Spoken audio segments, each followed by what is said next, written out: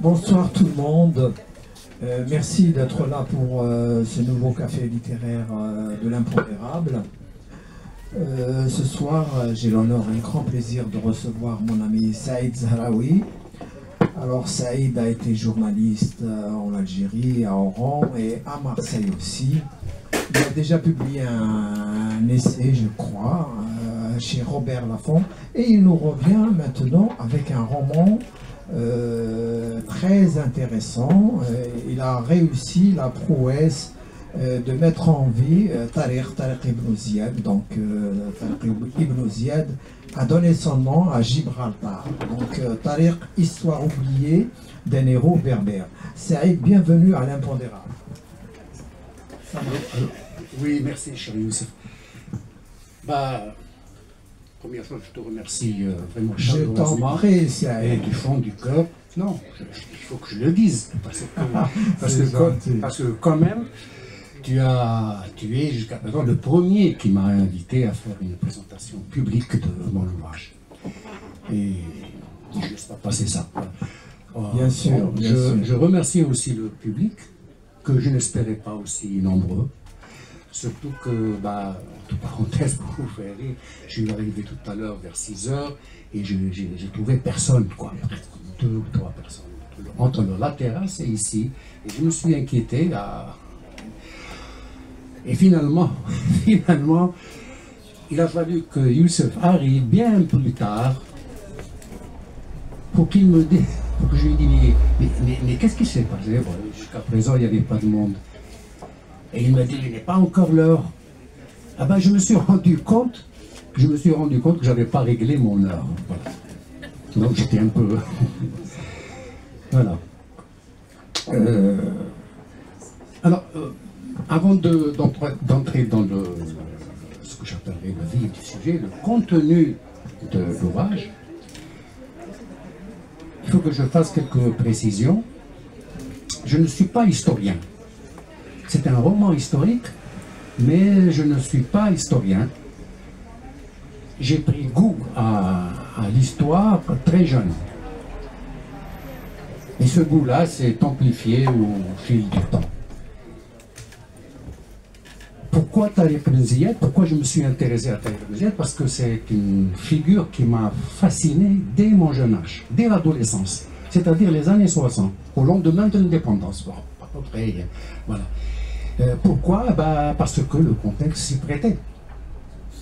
C'était l'indépendance, donc nous venions de bouter hors de nos frontières une puissance mondiale. Et on nous ressassait dans nos lectures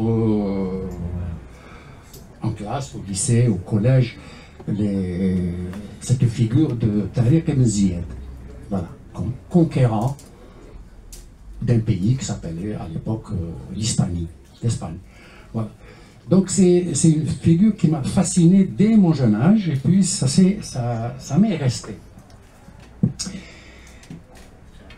Alors, c'est un roman historique, mais je suppose que tout le monde sait ce que c'est qu'un roman historique. Mais pour la particularité de cette chose, il faudrait que je rappelle ce que c'est. Un roman historique, c'est donc une relation, le fait de relater des faits historiques concernant un personnage ou bien une séquence historique, une période historique. Et en articulant les faits connus, documentés, mais en les articulant selon sa propre imagination et sa propre sensibilité. Et ça donne un roman historique. Donc il peut y avoir sur le même personnage de la même période historique différents romans historiques. Voilà. Okay. Bon, cette précision étant faite, la question se pose pour faire un ouvrage pareil, un produit pareil, c'est la question de la disponibilité de ces faits historiques. Et on imagine bien que plus il y a de faits historiques disponibles, des faits historiques documentés, archivés, et plus le travail est facile pour l'écriture d'un tel roman historique. Et on peut avoir sur le même personnage et la même période historique différentes versions, différents romans historiques selon la sensibilité des auteurs. Ces précisions étant faites, à quoi est-ce que mon ouvrage, dans quelle mesure mon ouvrage correspond à cette espèce de définition que je viens de faire? Le problème en ce qui me concerne, bah, j'avance déjà, j'anticipe, c'est un problème, c'est que je me suis heurté à l'inexistence de faits historiques avérés, documentés concernant Tariq Ibn Ziyad. Parce que mon ouvrage, moi je me suis fait un point d'honneur de parler de Tariq Ibn Ziyad avant la conquête de l'Espagne. Or, cette période de Tariq Ibn Ziyad avant la conquête de l'Espagne n'est jamais abordée par aucun auteur. Ça n'a jamais fait l'objet d'aucun travail, d'aucune publication littéraire ou scientifique. Grand problème. Voilà. Et je me suis donc attelé à cette tâche, mais sans savoir à quelle difficulté j'allais me heurter. Et bien plus tard, mais ça n'a pas commencé déjà dès le début par l'écriture d'un roman historique. Hein. Tout à fait au début, j'avais l'idée, je ne sais pas pourquoi, j'avais l'idée d'écrire un scénario de BD concernant cette histoire de Tariq Ibn Ziyad. Comment il est arrivé à vouloir traverser le détroit, qu'on n'appelait pas encore le détroit de Gibraltar, mais le détroit d'Hercule, pour envahir l'Espagne. Pourquoi cette idée de scénario de BD que je nourrissais et que je caressais vers les années 2010. Je venais pendant les années 2010, j'étais à Marseille, j'avais fondé un journal mensuel qui s'appelait Marseille la Cité d'ailleurs, et qui s'est cassé la gueule au bout de 5 ans, en 2008. Je m'en suis pas remis. Et j'ai passé 2 années vraiment sur le bord de la dépression. Et j'ai eu cette idée-là, d'écrire un scénario. Et c'est là où j'ai entamé mes recherches. Et je me suis heurté à cette difficulté de l'inexistence de matières premières. Voilà. Ni le livre, ni la bibliothèque de Marseille, c'est une des grandes bibliothèques de France, mais rien du tout. Là, je me suis rabattu sur Internet, mais aussi, c'est les mêmes articles, les mêmes ronrons, les mêmes trucs. Et puis, 2011-2012, je fais là une rencontre très intéressante. À Marseille, il se passe régulièrement, depuis je ne sais plus quand, mais depuis pas mal de temps, un événement culturel de grande importance. Ce sont les rencontres d'Averroès. Averroès, c'est des rencontres, scientifiques très intéressantes où il y a un espace, c'est un lieu d'échange et de discussion et de confrontation des thèses, etc. sur le monde méditerranéen. Et il y a eu cette année-là, 2011 ou 2012, je ne me rappelle plus exactement, un historien chercheur, tu dois connaître peut-être, qui venait de sortir un bouquin qui s'appelle, dont le titre était Al-Andalus. Al-Andalus pour dire l'Andalousie musulmane, l'Espagne musulmane. C'est Pierre Guichard. Ça dit quelque chose. Voilà. Bon. Alors je l'ai croisé au sortir d'une table ronde et je me suis présenté comme journaliste et je lui ai dit mon projet. Je lui ai dit voilà, est-ce que vous pouvez m'indiquer des titres d'ouvrages consacré à Tariq Ibn Ziyad. Il m'a regardé comme ça, il m'a dit, il a souri, il m'a dit, ne vous fatiguez pas, jeune homme, il n'y a pas 2 ou 3 phrases écrites sur Tariq Ibn Ziyad dans toute la littérature historique. Voilà, c'est de quoi décourager les plus valeureux romanciers, voilà, ou BDistes. Et puis bon, ça ne m'a pas découragé pour autant. Je me suis remis au travail, j'ai cherché, j'ai rien trouvé. Et c'est à force de ne rien trouver que j'ai eu des idées. Je me suis dit, bon, puisqu'il n'y a rien sur Tariq Ibn Ziyad, je peux me permettre d'imaginer. Entre parenthèses, l'imagination pour Einstein, c'est l'une des premières facultés humaines. Et pour Baudelaire aussi. C'est la plus importante faculté humaine, l'imagination. C'est de l'imagination que naissent les découvertes, etc. Et la création. Où on suit. Bon, en me mettant à la recherche de mes faits historiques, je fais une première découverte, c'est que non seulement il n'y a rien au sujet de mon personnage, mais il n'y a rien du tout sur toute la période de la première décennie du 8e siècle. De l'an 700 à l'an 710, vous ne trouvez aucun événement documenté qui se serait passé dans ce qu'on appelait à l'époque la Mauritanie tingitane, et qui correspond au Maroc actuel, pendant cette décennie. Mais c'est quand même bizarre. C'est ici, c'est dans cette région-là que s'est préparé quand même l'envahissement de l'Hispanie. Et il n'y a aucune documentation. Pourquoi? Ça a été ma première découverte, qui posait question quand même, et qui devait interroger, interpeller tout historien. Ce qui, soit dit en passant, ne semble pas avoir été fait. La seconde découverte, c'est que il y a quand même, pendant les débuts de la conquête de l'Hispanie et pendant, certains éléments historiques avérés. Pourquoi on peut dire avérés et attestés? Parce que, pas parce qu'ils sont documentés, mais parce qu'ils sont réitérés, ressassés dans tous les récits sur cette période-là. Je donne quelques exemples.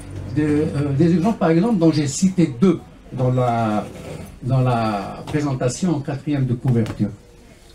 Tariq ibn Ziyad, pour envahir l'Hispanie, a réuni quand même une armée qui est estimée entre 8 000 et 12 000 guerriers.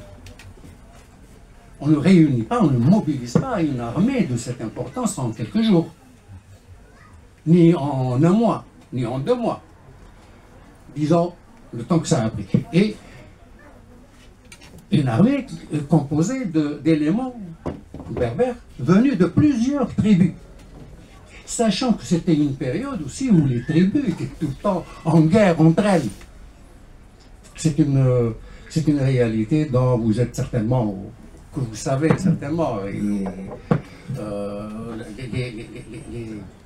les dissensions entre les tribus, l'impossibilité, cette espèce d'impossibilité entre les tribus de s'entendre, qui a toujours caractérisé notre histoire, et qui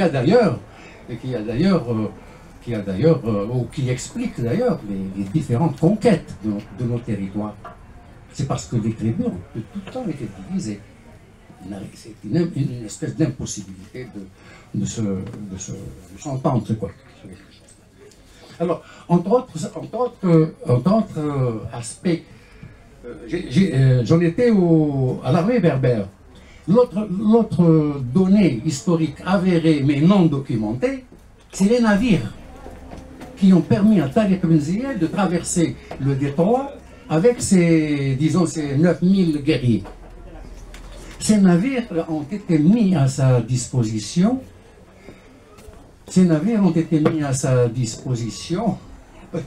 J'ai mon regard comme ça, c'est pour ça qu'il semble me gêner.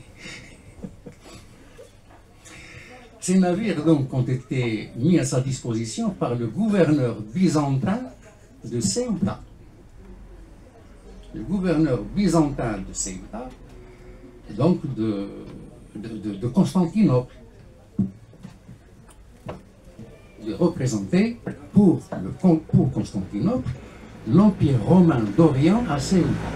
C'est ça le gouverneur byzantin de Ceuta, qui a mis à sa disposition ses navires, sa flotte, pour traverser Ce bonhomme il est connu sous le nom de comte Julien. Donc c'est un noble. Mais j'y reviens. Au nom de quoi et en vertu de quoi le gouverneur byzantin chrétien, au nom de quoi et en vertu de quoi, le gouverneur byzantin chrétien met à sa disposition sa flotte de navires à la disposition d'un berbère musulman pour aller conquérir un territoire. Ça interpelle.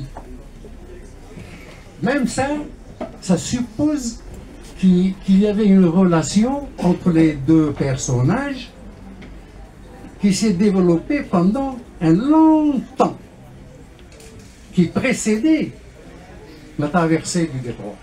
C'est d'une logique très simple. Et pourtant, ça semble être passé sous le nez de nos historiens. Allez savoir pourquoi. Bon. Il y avait aussi dans la... Et ça aussi, c'est un fait historique avéré, mais non documenté, parce que je dis avéré et attesté, parce que c'est tellement ressassé qu'il faudrait bien finir par le prendre en compte.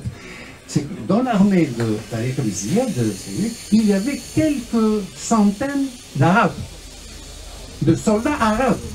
D'où viennent-ils? Il faut leur donner, il faut expliquer leur présence dans l'armée d'un berbère, d'un chef berbère. Alors, à force de recherche, un article par-ci, les brèves par-là, on tombe. Si on a de la chance, ça a été mon cas, on trouve que Tariq ibn Ziyad a été à un moment donné gouverneur de Tanger. Mais on ne sait pas qui l'a nommé. C'est pour ça que j'appelle ces éléments qu'on apprend après la conquête, je les appelle de véritables énigmes. C'est des événements qui n'ont pas d'histoire. Il faut bien trouver. En tout cas, mon ami Saïd, tu as réussi à donner donc une vraie épaisseur historique à ton personnage. Et c'est lui qui raconte. Hein. Oui. Je vais te couper un petit peu pour te poser quelques petites questions. Après, tu vas rebondir. Donc, toi, tu fais, tu fais évoluer Tariq, voilà, avec ses amis, toujours ce groupe d'amis qui parcourent la Numidie et donc qui vont être remarqués, spécialement lui. Et tu situes même une scène où ses amis le désignent comme le chef. Parce qu'il est charismatique, n'est-ce pas? Voilà. Et donc tu fais bien de dire que Tariq ne s'est pas fait en un seul jour. Donc tu situes son parcours avec toutes les guerres qu'il y avait dans toute l'Afrique du Nord à ce moment-là. Donc il y a déjà des tribus islamisées, il y en a d'autres qui ne le sont pas. Il y a cette méfiance envers toujours les tribus qui ne sont pas de la même obédience, n'est-ce pas? Et donc, tu rapportes aussi la situation de ce que tu appelles dans ton livre l'Hispanie, qui n'était pas très très bien. Et donc, Tariq lui-même va faire un voyage bien avant la conquête, n'est-ce pas? Oui, oui. Là c'est le premier chapitre, c'est la première. Bah, l'ouvrage se constitue de 4 parties. Bon, bah, tu vois la mèche. Non, je ne vois rien, justement. J'ai essayé par tous les moyens de ne pas dévoiler l'essentiel. C'est bien, tu m'as reposé un peu. Tu m'as reposé un peu. Tu m'as reposé. Voilà, donc 4 parties, je l'ai dit tout de suite. 4 parties contenant chacune 6 chapitres. La première partie, c'est Périple en Berbérie. J'ai imaginé un Tariq ibn Ziyad qui s'était formé, du point de vue de la conscience politique, de sa connaissance, de la sensibilité, de son imagination, etc., au contact de son peuple. Et c'est là le privilège du romancier, c'est de pouvoir imaginer, de donner puisque cette partie elle est l'adolescence de ça va peut-être la partie adolescente de Tariq ibn Ziyad. Il n'est rien dit sur le personnage et à plus forte raison son adolescence, donc je me permets d'autant plus d'imaginer son adolescence. Alors je l'ai imaginé comme ayant voulu faire un périple à travers la Berbérie pour étudier, pour voir son peuple, pour comprendre son peuple, etc., etc. Et ils étaient motivés par cette histoire de dissension entre les différentes tribus. Et pourquoi notre chère Berbérie était tout le temps ouverte, occupée par les étrangers. Ce fut d'abord les Phéniciens, ensuite les Romains, ensuite les je ne sais plus qui, ensuite les Arabes. Voilà. Donc, ils ont entrepris ce voyage qui a duré 8 années. Bon, c'est une espèce de conte, hein. Mais à l'occasion de ce périple qui a duré 8 années, ils apprennent beaucoup de choses auprès des différentes tribus parmi lesquelles ils ont séjourné, etc. Et aussi parmi certains sages de tribus qui maîtrisent un peu l'histoire du pays. Alors, il y a par exemple le vieux guerrier Adal de la tribu des Aïtouraïn, du côté de l'est du Maroc, qui leur parle de la fameuse rencontre entre les Berbères et Tariq ibn Aqba, voilà. D'accord, où ils négocient l'entrée de Tariq ibn Ziyad dans notre. Ils font la rencontre très importante de Hider, de la tribu on en parlait tout à l'heure, des Parrawata, du sud du Maroc, et qui, leur parle de comment il s'appelle, de Donat le Grand, de Saint-Augustin, bien, voilà. Et tout ça, ça contribue à leur formation. Donc, je ne sais pas si j'ai... Oui, on ne va pas douter, tout dévoiler. Non, j'ai oublié le moment où ses amis le désignent comme chef.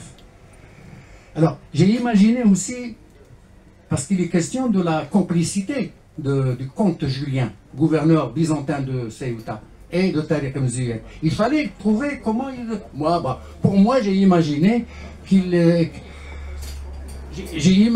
cette rencontre entre Tariq ibn Ziyad et ses amis et le comte Julien. Voilà. Et oui, mais ce comte, il a une relation particulière avec la Berbérie, avec les Berbères. Oui, bien sûr. Oui, alors ça c'était prévu que j'en parle à un moment donné. Le comte Julien, c'est admis, il est gouverneur de la province de Ceuta pour le comte de Constantinople, c'est-à-dire l'Empire romain d'Orient, donc chrétien. Mais je suis tombé aussi sur des indications éparses, du même type que celle que j'ai indiquée auparavant, où il est dit qu'il est berbère. Il est berbère de la région. Et il est même berbère de la même tribu que Tariq ibn Ziyad, les Romara. Voilà. Alors, un berbère Romara, mais pourquoi comment se fait-il qu'il est comte, qu'il est noble? À force de lecture, parce que je lisais tout ce qui me tombait sous la main, sous les yeux, que le comte Julien, gouverneur byzantin de Ceuta, peut avoir une parenté avec le patrice Grégoire, exarque de Carthage. Je ne sais pas, mais vous suivez, j'espère. D'accord? Le patrice Grégoire, exarque de Carthage, du temps de sa gloire. Le patrice Grégoire, c'était un descendant des Héraclites grecs, une dynastie noble. D'accord?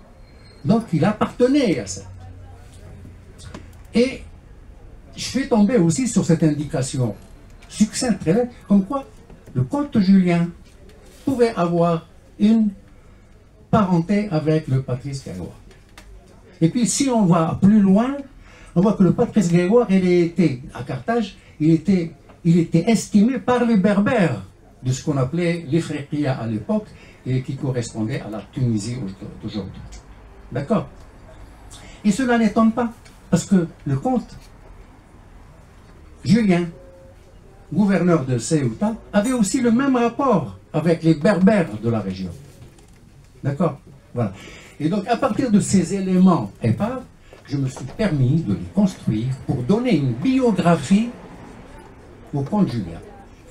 Et j'ai de forts espoirs que vous apprécierez l'histoire que j'ai confectionnée pour ce comte Julien qui a pesé beaucoup dans l'histoire de la région à l'époque. Très bien, Saïd. On va donner la parole à nos amis. Maintenant, ils vont donner leur avis, ils vont poser des questions et tu rebondiras. Voilà les amis, la parole est à vous. Pour des questions, des remarques, l'idéal c'est que ce soit court, précis et concis. Mais il y a quelque chose de très important. Ah, tu le redis, tu vas rebondir. D'accord. Et bienvenue au café littéraire, maintenant quasi légendaire de notre ami Youssef Zirem, le café littéraire de l'impondérable. Écoutez, vraiment, vous êtes passionnant et je pense que votre livre l'est aussi. On vous écoute, on n'a pas envie que ça se termine tellement vous avez l'art de la rhétorique et l'art du conteur.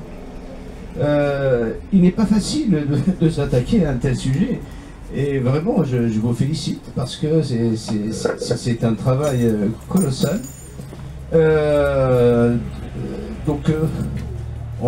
Qu'on va lire on s'impatiente de découvrir ce livre.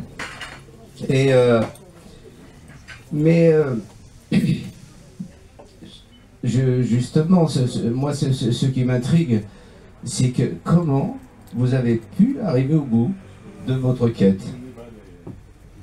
Oui. C'est la... C'est pas qu'un travail militant. Voilà. Moi, j'ai eu une vie assez chaotique. D'accord?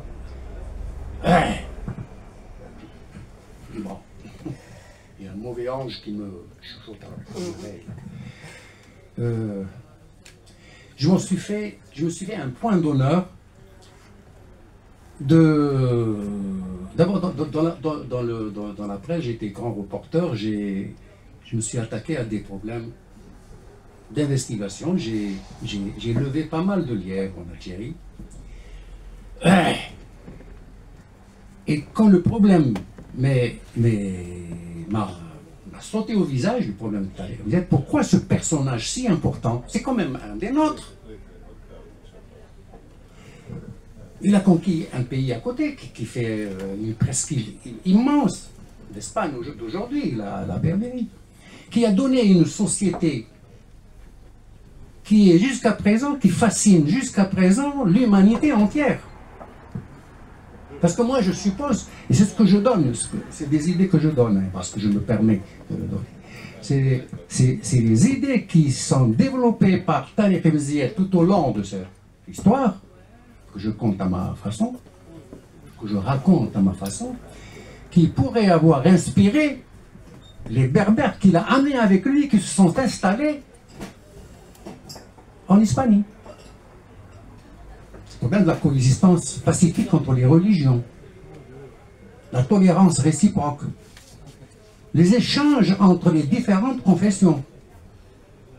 Par exemple, je ne sais pas moi si vous avez vu voir le film Le Destin de Chahine, qui raconte les derniers temps de l'Andalousie musulmane, où c'était une société idéale quand même. Où raconte Averroès, Ibn Rushd, de la sommité de la pensée andalouse, qui avait comme élève, Ibn Rushd, je vais commencer à m'embrouiller avec les noms. Ibn Rushd était philosophe, scientifique, un homme de science et tout, qui avait des élèves. Et parmi ses élèves, il y avait un chrétien, un jeune chrétien, qu'il adorait. Et lorsqu'à un moment donné, l'islamisme, ce qui correspond à l'islamisme aujourd'hui, l'intégrisme, tout incendié et tout, eh ben, il a donné ses ouvrages à ce jeune élève chrétien pour les sauver. Et c'est cet élève-là qui est parti dans le nord, à Montpellier ou je ne sais pas quoi, pour sauver ses ouvrages. Et c'est ça qui fait qu'on a quelques ouvrages c'est quand même c'est époustouflant comme beauté humaine et de la pensée de... Oui, mais bien sûr, Asdin.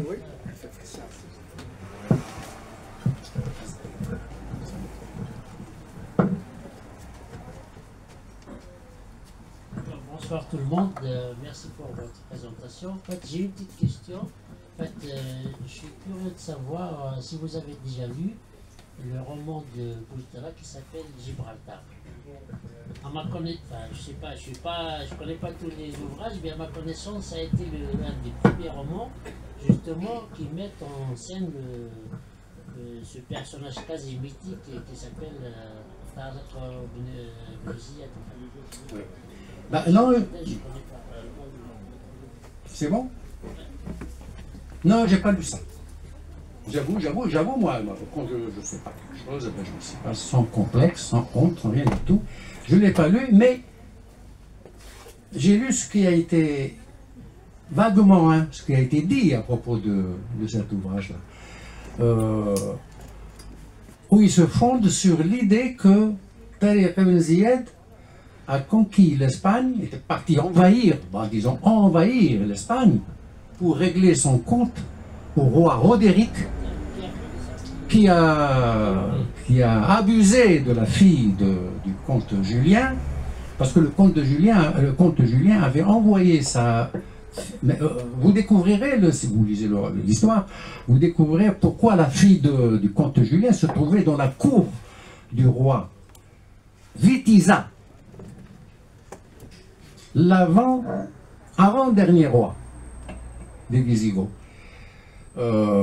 pour soi-disant faire apprendre les bonnes manières de la noblesse, etc., etc.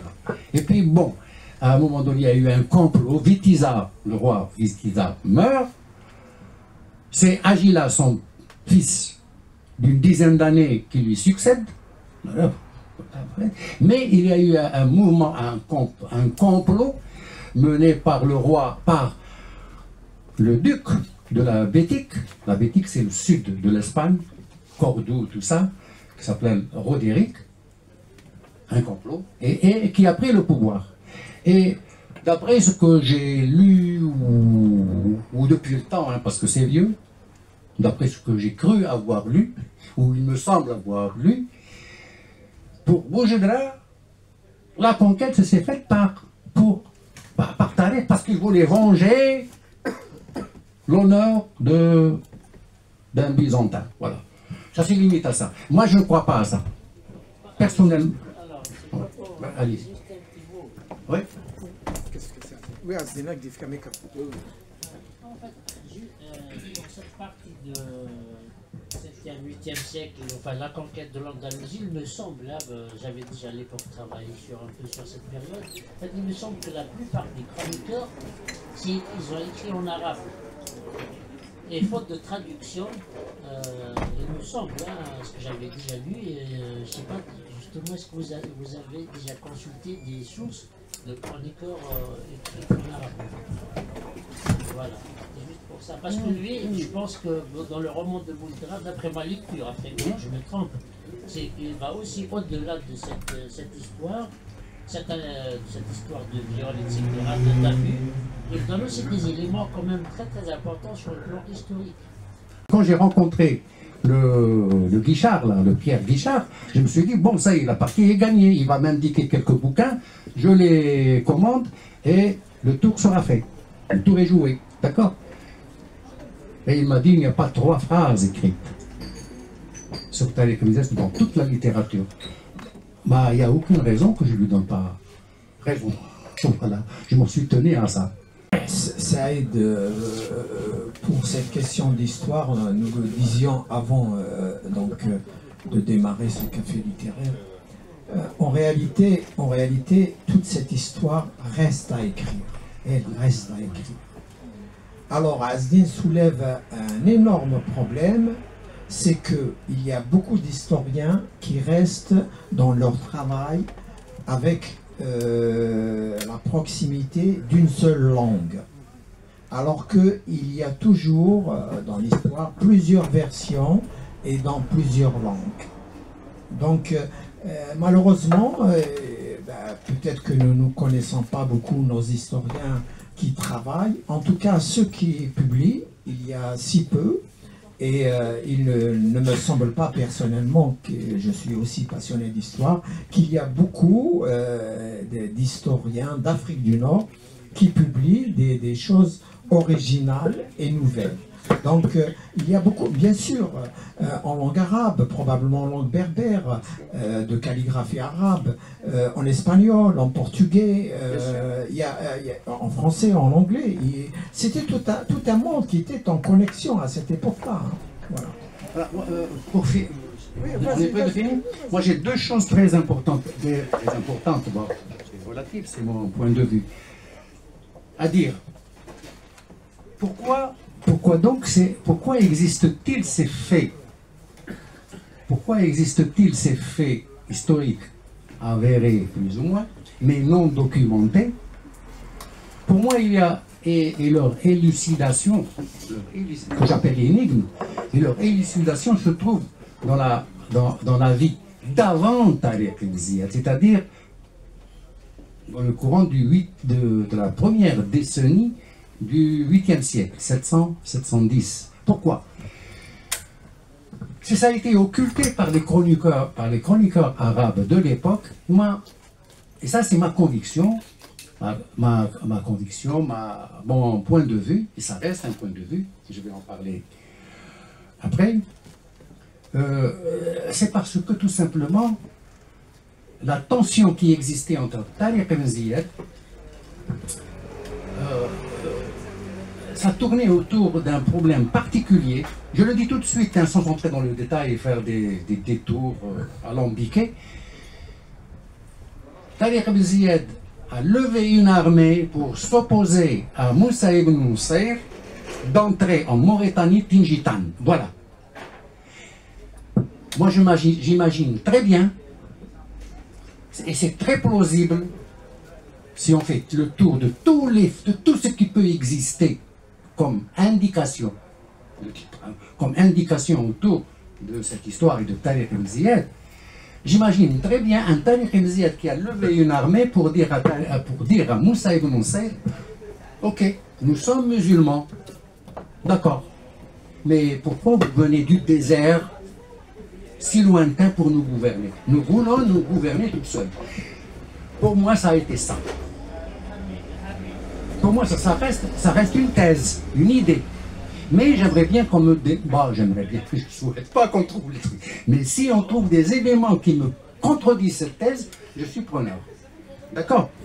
Alors, de toute façon, et je finirai là. Hein, je finirai là. C'est une précision, j'estime, assez importante. Je n'aurais pas dû, en principe, vous la dire, mais vous la laissez la découvrir. J'ai introduit dans tout le récit un procédé narratif qui est en fait une ruse pour signifier aux plus incrédules de mes lecteurs quant à la plausibilité de cette histoire, que de toute façon ce récit, ça reste un point de vue personnel. D'accord? C'est comme ça que je vois l'histoire de notre héros d'Athènes. Et maintenant, le chemin est ouvert, la voie est ouverte. Et comme je l'ai dit tout à l'heure, sur le même sujet, même séquence historique, il peut y avoir plusieurs versions de romans historiques. La voie est ouverte pour de prochaines éventuelles initiatives dans cette direction. Et s'il y a de prochains romans historiques sur Tariq ibn Ziyad, d'avant la conquête, je précise bien, d'avant la conquête, je serai le premier à les saluer et à les applaudir. Merci. souci. Oui, oui, on peut applaudir ça. C'est Hal. Oui, bien sûr. C'est notre ami, Marhaba. Bienvenue. Pas vieilli. Oh, il n'a pas vieilli. Il n'a pas vieilli. Il n'a pas vieilli. Il va même nous dire un mot.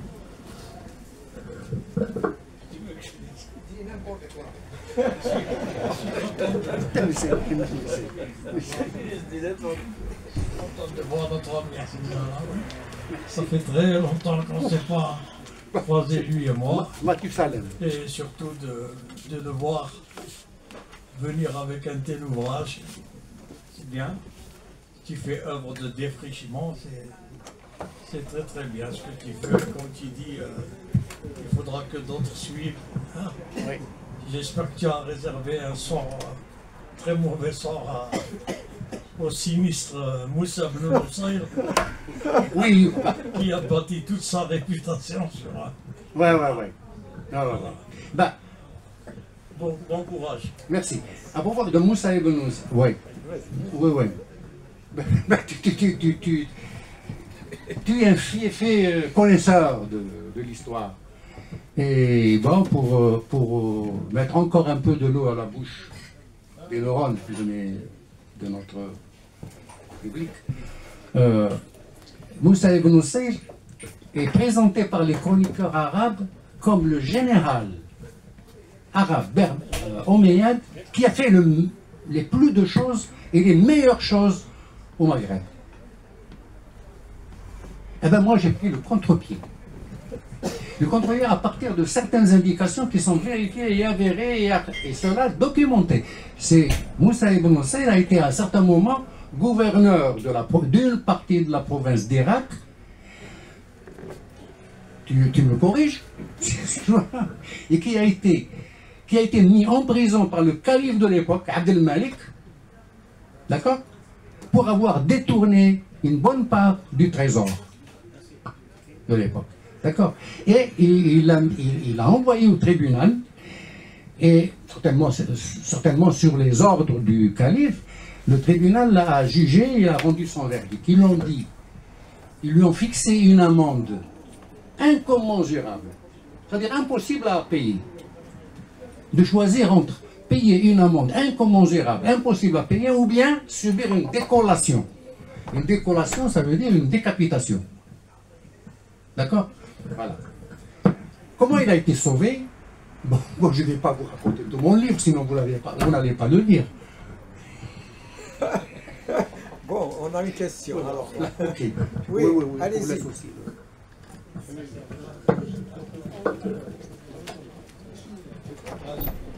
C'est moi qui. Ahmed, Ah, c'est Azoul.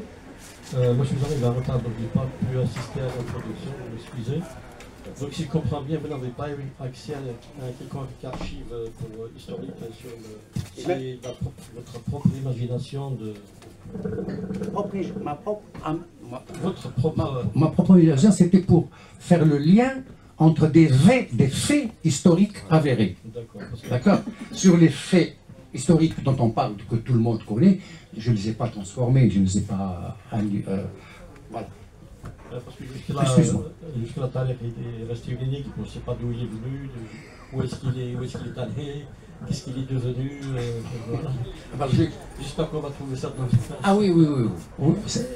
Mais comment vous pouvez imaginer le comte Julien, si j'ai bien compris, peut-il aider Tariq ibn Ziyad pour conquérir une terre ibérique qui est à l'époque qui était chrétienne, lui qui était byzantin, donc chrétien, peut-il aider un musulman à conquérir C'est exactement le problème que j'ai soumis. Il existe là. Oui. Bon, je te laisse le plaisir de la découverte quand même. Non, c'est ce que je voudrais savoir, c'est comment un comte, un chrétien, enfin qui est de l'Empire byzantin, peut-il aider un musulman pour conquérir une terre chrétienne? Mais en plus, non seulement, mais il est originaire, il serait originaire de la même tribu que Tariq ibn Ziyad. Le comte Julien est lui-même. Oui. Bon, Évidemment, bon, des fois il y a des trucs polémiques où il y a différentes versions sur un fait, d'accord, sur une donnée. Eh ben, j'ai choisi celle qui me paraît la plus plausible et qui m'arrange. En science, la science, l'histoire aussi est une science. En science, c'est connu hein, en épistémologie. La solution la plus simple est généralement la vraie. Voilà, je suis parti de ce principe.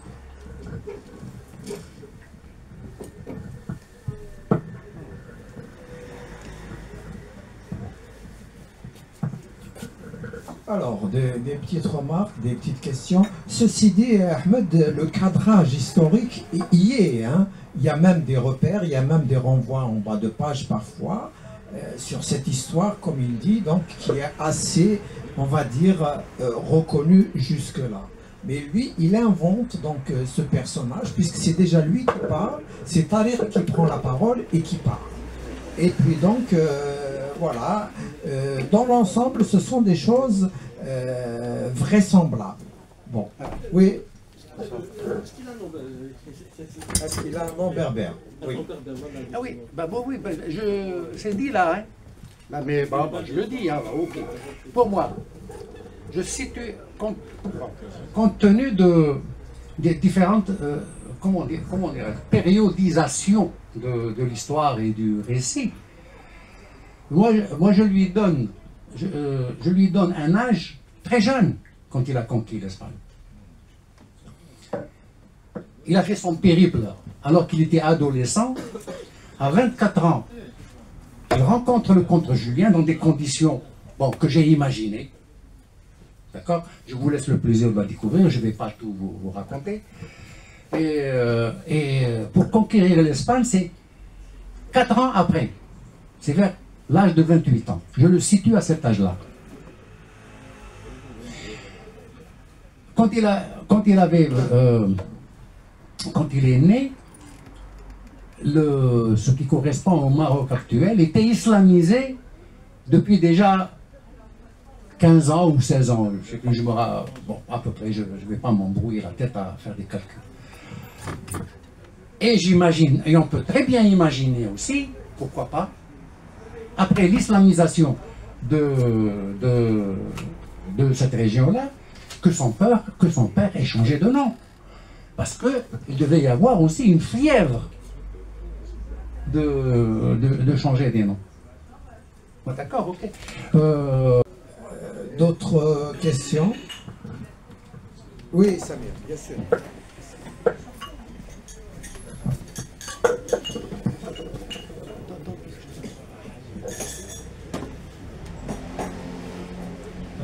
Bonsoir. Merci pour cette conférence et merci de nous parler d'un personnage qui nous a toujours intrigué en fait, Tariq Blouzied. Moi sincèrement je suis très curieux de savoir son vrai nom, etc. Parce que Tariq Blouzied là, vraiment ça... Bon, j'ai hâte de lire le livre à Guinée pour découvrir en fait. Là, vous n'avez pas répondu dans la conférence. Mais en même temps, parce que quand j'entends certains comme qui passent souvent dans la télévision algérienne, etc., qui parlent de Tariq Blouzied, des fois ça m'intrigue. Mais il y a un problème quelque part. Je ne carreau pas Farad. Je cite Farad, des fois ça m'intrigue tellement que je suis curieux de savoir c'est qui est réellement Tariq Blouzied. J'aimerais bien, j'espère, je suis curieux vraiment de lire votre roman. Voilà, et merci. C'est vrai, on revient au 8e siècle, etc. Certainement, c'est très très difficile de trouver des sources, mais on ne sait jamais. Bon, je ne suis pas spécialiste de cette période. Mais vraiment, ma curiosité, en fait, si vous pouvez me répondre, je suis vraiment curieux de savoir son nom. Moi, Tariq Blouzied, ça me dit rien. Voilà. S'agissant de son nom, je viens de donner une explication. La mienne, on peut très bien, je l'ai situé, né après l'islamisation de cette région-là. Donc, Il a un nom arabe. D'accord. J'ai même imaginé qu'après dès l'islamisation, son père était assez âgé hein, pour avoir un fils à cette époque-là. Il a pu très bien changer son nom par enthousiasme, par zèle. Ceci dit, mon ami Saïd, l'islam a mis du temps pour s'imposer en Afrique du Nord. Oui. Il y a eu au moins 60 années de combats et de guerres féroces. Tu en parles dans ton roman, hein, voilà, tu situes les choses. Et encore une fois, même ces guerres-là, elles ne sont pas vraiment traitées par l'histoire. Aujourd'hui, il devrait y avoir des historiens tunisiens, algériens, marocains qui aillent confronter les idées, les sources, écrire une histoire plus proche de la réalité, mais j'espère sans nationalisme, sans chauvinisme. Voilà, ok, bon, je suis d'accord avec toi. Et je me permets de dire quelque chose là. Je suis entré en cette chose-là était en voie de finition quand je suis tombé sur un ouvrage, parce que j'avais faim et une grande soif de lecture sur la période. Et je tombe sur un essai d'un historien tunisien qui s'appelle La Kahina, un mythe à l'image du Maghreb. Je n'ai pas hésité une fraction de seconde pour le commander. Et je l'ai lu. Et il démontre, et il dit, il est consacré à la Kahina. Il fait comme ça. Je vous le conseille de le lire et de le critiquer éventuellement. Il dit que la figure de la Kahina a été accaparée par des idéologues coloniaux à des buts politiques.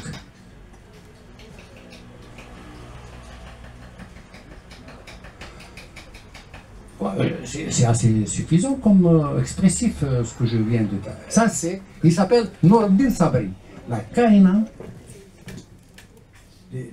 un mythe à l'image du Maghreb. De toute façon, voilà. L'histoire dans tous les pays du monde est utilisée politiquement, y compris dans ce qu'on appelle les démocraties. Y compris en France, cette histoire, l'histoire française, hein, je ne parle même pas de l'histoire d'Afrique du Nord, est utilisée politiquement. C'est classique. Mais il y a toujours des historiens plus objectifs que d'autres qui font un travail plus intéressant. Voilà. Et qu'est-ce que tu appelles historien objectif ou romancier objectif? Non, je parle d'historien là, je ne parle pas de romancier. Hein. Le romancier, il écrit une fiction. Disons de gens objectifs, de gens qui osent, qui ont l'audace de s'impliquer dans la réflexion sur le sort commun avec un minimum d'objectivité. Qu'est-ce que ça veut dire l'objectivité dans ce sens-là? Est-ce que l'objectivité, ça doit conduire au fait de reconnaître ses propres torts et ses propres faiblesses? Si je dois parler de mon peuple juste pour le flatter, je serais un ignoble hypocrite. Et je me le reprocherai tout le temps de ma vie. D'accord? Il faut prendre quand même des leçons de la littérature universelle. Qu'est-ce qui a fait le prestige de Molière, par exemple? C'est en révélant les torts de la société française de l'époque. C'est pas en l'idéalisant, c'est pas en la caressant dans le sens du poil. Il faudrait qu'on ait des intellectuels comme ça. C'est pas en idéalisant son peuple et à tort et à travers qu'on réussira de faire quelque chose. Il faut relever les défauts, nos travers, mais de manière objective et de manière mesurée aussi. Pas aller jusqu'à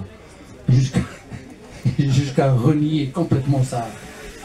Très bien, mon ami. Je pense que c'est le mot de la chute, on va dire, la fin. Et je vais te laisser dédicacer tes exemplaires. Je dis merci à tout le monde et à la semaine prochaine.